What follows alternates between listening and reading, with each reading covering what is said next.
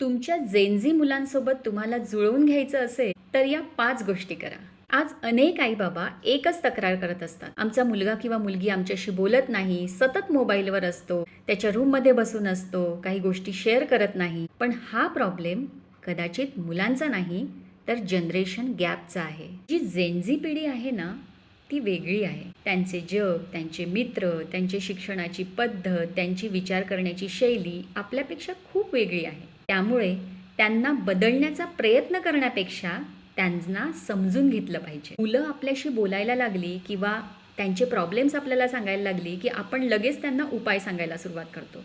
पण कधी-कधी त्यांना उपाय नको असतात. त्यांना फक्त कुणीतरी शांतपणे बसून ऐकून घेणारं हवं असतं. कधी-कधी 10-15 मिनिट त्यांच्याजवळ बसून त्यांना नुसतं शांतपणे ऐकून घेतलं, तरी त्यांचा तुमच्यावरचा विश्वास वाढेल आणि ते अजून गोष्टी शेअर करायला लागतील. 2. त्यांच्या जगाबद्दल उत्सुकता दाखवा. आपण कॉलेजला आल्यानंतर आपल्याला मोबाईल, इंटरनेट आणि सोशल मीडिया या गोष्टी कळल्या. पण ही मुलं जन्माला आल्यापासून त्यांना या गोष्टी माहिती आहे. या गोष्टी त्यांच्यासाठी एक साधन नाही आहे, त्यांच्या आयुष्याचा एक भाग आहे. त्यामुळे त्यांना त्याच्यापासून दूर करू नका.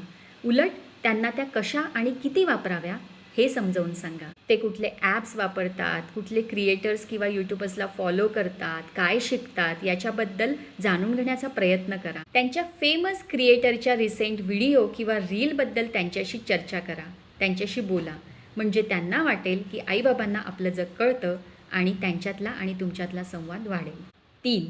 त्यांच्या प्रत्येक गोष्टीवर टीका करू नका. त्यांचे कपडे, केस, हेअरस्टाईल, राहण्याची पद्धत प्रत्येक गोष्टीवर टीका करणं सोडून द्या. जनरेशनप्रमाणे त्यांच्या आणि तुमच्या आवडी-निवडीमध्ये फरक असू शकतो. त्यांची प्रत्येक गोष्ट ही तुमच्या मनाप्रमाणे असेलच असं नाही. त्यांचं काही चुकत असेल तर त्यांना समजावून सांगा. पण सतत त्यांच्या चुका दाखवत राहिल्या तर ते बोलणं कमी करतात. 4. तुलना करणे पूर्णपणे बंद करा. आमच्या वेळी असं होतं, तुझी बहीण किंवा भाऊ बघ, शेजारचा तो मुलगा बघ. अशा वाक्यांनी त्यांच्यातला गैरसमज वाढतो आणि आपण कुणालाच आवडत नाही असं त्यांना वाटतं. 5. महिन्यातून 1 दिवस नो मोबाईल डे ठेवा. एकत्र चहा प्या, फिरायला जा, एकत्र बोर्ड गेम्स खेळा किंवा त्यांच्या आवडीचा एखादा मूवी एकत्र बसून पहा. एकत्र घालवलेला तो 1 दिवस तुमचं आणि त्यांचं नातं मजबूत करतो. लक्षात ठेवा, मुलांना प्रत्येक वेळी महागड्या भेटवस्तूंची गरज नसते. एकत्र घालवलेले काही क्षणही त्यांच्यासाठी पुरेसे असतात. जेनझी मुलांना परफेक्ट आईवडील नको असतात. त्यांना समजून घेणारे, त्यांच्यासोबत बोलणारे, त्यांच्या जगात वावरणारे आईवडील त्यांना हवे असतात. टेक्नॉलॉजी बदलते, विचार बदलतात, पिढ्या बदलतात.